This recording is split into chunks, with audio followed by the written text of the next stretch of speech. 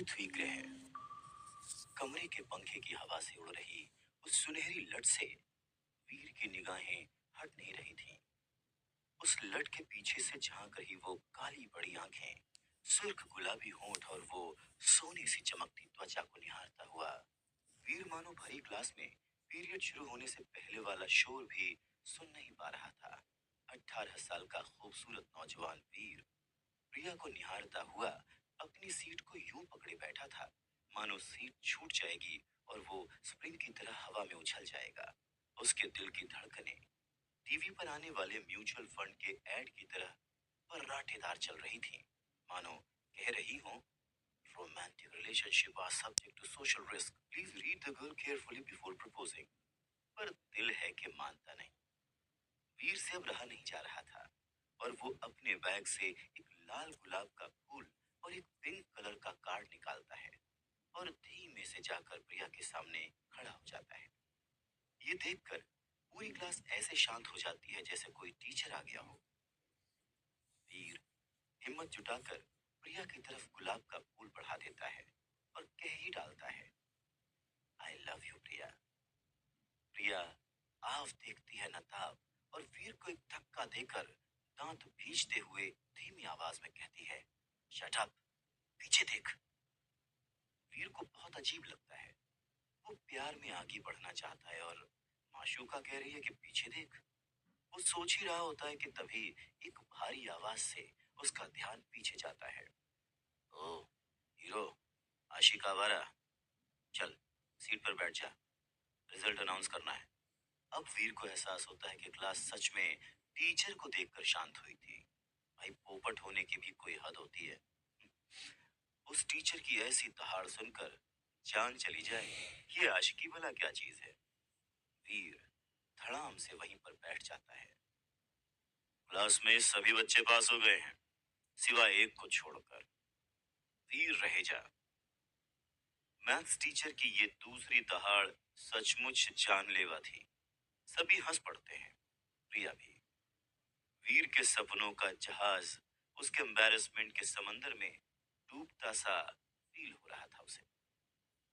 उसे क्या पता था कि जिंदगी के कागज पर वो किस्मत की कलम से जो लव लेटर लिखने वाला था उसे मैथ्स के इक्वेशन खराब कर देंगे।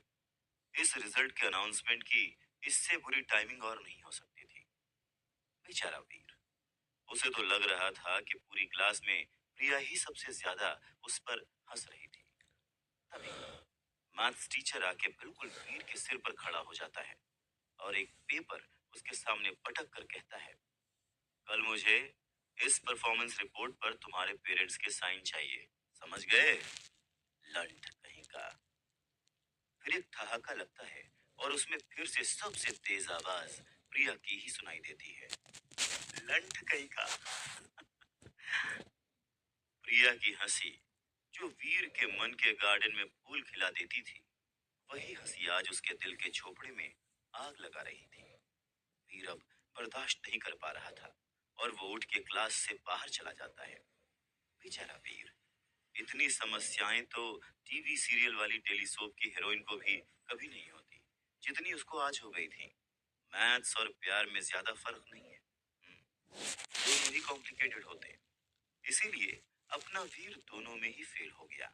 अब पेरेंट्स से रिपोर्ट कार्ड साइन भी करवाना है। घर में मम्मी और बहन है, पापा तो अब रहे नहीं। बिजनेस राइवलरी में किसी ने उनका मर्डर कर दिया था। तब से ही शायद वीर का पढ़ाई में मन लगना बंद हो गया था। अरे आज तो बड़ी जल्दी आ गया। वीर ने एक टांग घर के अंदर डाली ही थी कि माँ ने गोली की तरह सवाल दाग दिया, जैसे वीर दहलीज नहीं देश का बॉर्डर क्रॉस कर रहा हो। वीर भी तैयार था। उसने काउंटर फायर किया, अरे मम्मी, जानती हो आज क्या हुआ है? मम्मी हड़बड़ा गई कि आखिर ऐसा क्या हो गया। इससे पहले वो कुछ पूछती वीर बोल पड़ा, अरे बवाल हो गया है मम्मी, बवाल।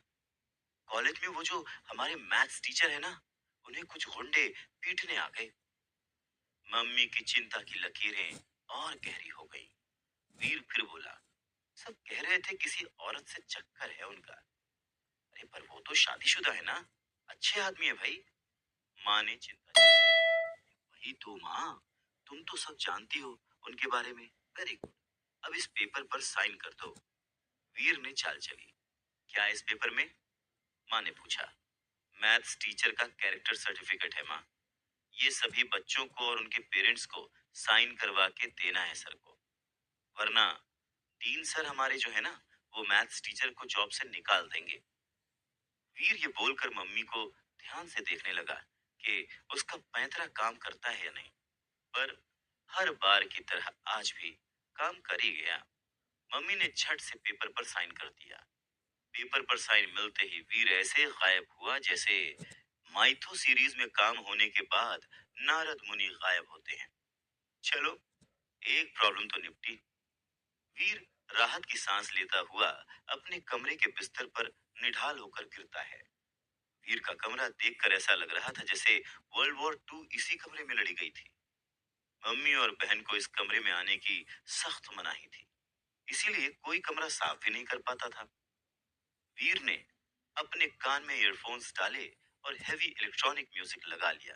तभी अचानक उसी म्यूजिक के बीच से एक आवाज सुनाई दी। वीर पुत्र। ये आवाज जानी पहचानी थी। वीर दहशत में आ गया, पर इससे पहले वो कुछ कह पाता या कर पाता, उसके मोबाइल की स्क्रीन से डॉक्टर खुराना का हॉलोग्राम पॉपकॉर्न की तरह उछलकर बाहर आता है।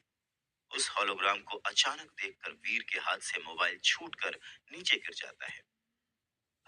हार्ट अटैक करवाओगे क्या अंकल? वीर झल्लाता है। डॉक्टर खुराना का हॉलोग्राम बढ़कर अब वीर के कद का हो जाता है। वीर फिर झल्लाता है। आप इस तरह मेरी लाइफ में जब चाहे तब नहीं घुस सकते। खुराना उसकी भावनाओं को समझते हुए कंसर्न दिखाते हैं। पुत्र, तेरे पापा मेरे बहुत अच्छे दोस्त थे। उनकी वजह से आज मैं जिंदा हूँ। इसीलिए दुख होता है उनके बेटे को मैथ्स में फेल होता देखकर। आपको कैसे पता? वीर हड़बड़ा जाता है। पुत्र, तुझे तो पता है मैं साइंटिस्ट हूँ। कोई भी कंप्यूटर सिस्टम मेरी पहुंच से दूर नहीं है। तुम्हारी लाइफ में हो रही सभी चीजें पता है मुझे, और यही मेरी ड्यूटी है। शायद ऐसे ही मैं तुम्हारे पापा के एहसानों का बदला चुका सकूं। बेटा, मैं जेन्युइनली चाहता हूं कि मैं तुम्हारी कोई मदद कर सकूं। तुम चाहो तो मैं तुम्हें मैथ्स पढ़ा सकता हूं, ताकि तुम फेल ना हो। डॉक्टर खुराना ने वीर को दिल की बात बताई, पर 18 साल के वीर के लिए इन बातों का कोई मतलब नहीं था। इस उम्र में ज्ञान नहीं, फ्रीडम चाहिए होती है। डॉक्टर खुराना फिर वीर को कहते हैं, बेटा, तुम्हारा पढ़ाई में मन नहीं लगता तो कोई बात नहीं। मैं तुम्हें अपनी लैब में जॉब भी दे सकता हूँ। तुम चाहो तो अभी से पैसे कमा सकते हो। तुम्हें नई नई चीजें सीखने को मिलेंगी बेटा। तुम्हें पता है, हमारी धरती एकमात्र ऐसा ग्रह नहीं है जहाँ पर जीवन हो। सच में, और भी कई ऐसे ग्रह हैं। वीर सोचता है कि वैसे ही मेरी ग्रह दशा खराब चल रही है, और अंकल नए ग्रहों के बारे में सिखा रहे हैं। आखिर कैसे पीछा छुड़ाऊं मैं इस गले पड़ू अंकल से? अब वो समझ चुका है कि डॉक्टर खुराना से पीछा छुड़ाना इतना आसान नहीं था। इसीलिए उसने आसपास देखा और फिर अपना मोबाइल उठाकर पास रखे फिश बोल में डाल दिया। गुड़गुड़ करते मोबाइल के साथ डॉक्टर खुराना का हॉलोग्राम भी बंद हो गया। वीर ने अपने दोनों हाथों को ऐसे झटका जैसे कोई मुसीबत टल गई हो। पर आज फिर से वीर को मोबाइल टेबल लैंप के नीचे सुखाना पड़ेगा। दूसरे दिन दोस्तों की आवाज से वीर की नींद खुलती है, और वीर को रियलाइज होता है कि वो आज फिर से कॉलेज के लिए लेट हो चुका है। फटाफट से तैयार होकर वो नीचे आता है। माँ रोज की तरह ब्रेकफास्ट लेकर खड़ी है। जो भागता हुआ वीर झट से उठाता है और आगे बढ़ जाता है। तभी मम्मी पीछे से आवाज देकर उसे रोकती है। वीर के पास ज्यादा समय नहीं है, पर वो रुकता है। बेटा, तुम्हारे पापा को गए हुए आज पूरा 1 साल हो गया है। माँ के मुंह से ये सुनकर वीर थोड़ा गंभीर हो जाता है। माँ आगे कहती है, मैं समझती हूँ तुम अभी तक इस सदमे से बाहर नहीं निकले हो, पर बेटा, पढ़ाई पर ध्यान नहीं दोगे तो तुम्हारी मुसीबतें और बढ़ सकती हैं। आखिर तुम्हें ही इस घर का सहारा बनना है बेटा। ये सब सुनकर वीर बहुत इरिटेट होता है, पर हाँ में सर हिला देता है। तभी माँ अपने हाथ में दबाए 500 के 2 नोट निकाल कर वीर के हाथ में रखते हुए ये कहती है कि वो जाके कॉम्प्लीमेंट्री का एग्जाम दे दे, ताकि उसका साल खराब ना हो, और वो पीछे पलट कर चली जाती है। ये सुनकर वीर हक्का बक्का रह जाता है। उसे एहसास हो गया था कि माँ को उसके फेल होने के बारे में पता चल चुका है। तब भी मम्मी ने इस बारे में कुछ नहीं कहा। फिर वीर भी घर के बाहर की तरफ बढ़ जाता है। पापा की मौत के बाद वीर का पढ़ाई में मन लगना बिल्कुल बंद हो चुका था। वो बस रियलिटी से दूर रहना चाहता था। इसीलिए कॉम्प्लीमेंट्री एग्जाम के लिए मिले पैसों से वो दोस्तों के साथ फिल्म देखने चला जाता है। पूरे दिन कॉलेज छोड़कर मम्मी से मिले पैसों से मस्ती करने के बाद वीर के दोस्त वीर को घर छोड़ने आते हैं। घर के बाहर खड़े 3 लोग वीर की मम्मी पर चिल्ला रहे हैं। सारे दोस्त ये देखकर हैरान हो जाते हैं। लेकिन वीर को एहसास हो गया था कि आज फिर उसकी बुआ और चाचा उसकी माँ से प्रॉपर्टी को लेकर लड़ाई करने आई हैं। वीर दोस्तों के सामने एम्बैरेस्ड फील करने लगता है। प्रेरणा, आखिर तुम चाहती क्या हो? ये घर हमारे माता पिता का है और मेरा और मेरे भाइयों का इस पर बराबर का हक है। अब जब विहान भैया नहीं रहे तो हम उनकी पत्नी और बच्चों को परेशान नहीं करना चाहते। घर बेचने के बाद उनका जो भी हिस्सा बनेगा वो हम तुम लोगों को दे देंगे। लेकिन अगर तुम ये पूरी हवेली हड़पने की फिराक में हो तो हम ऐसा कभी नहीं होने देंगे। वीर की बुआ चिल्लाती है। तभी वीर के चाचा भी लपक पड़ते हैं। हाँ, या तो फिर हमें इस घर की कीमत के हिसाब से 3 करोड़ रुपए दे दो, या ये घर खाली करो ताकि हम इसे बेचकर पैसे आपस में बांट सके। वीर की मम्मी और बहन सहमी हुई थी। बहन तो माँ को पकड़कर रोए जा रही थी।